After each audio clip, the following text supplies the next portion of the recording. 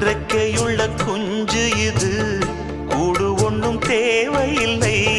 புத்தியுள்ள பிள்ளை இது, கெட்டு நிக்க போவதில்லை.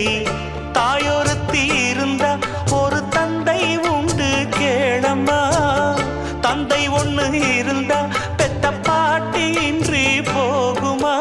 தெருவோரம் கிடந்தும் அனாதை இல்லை.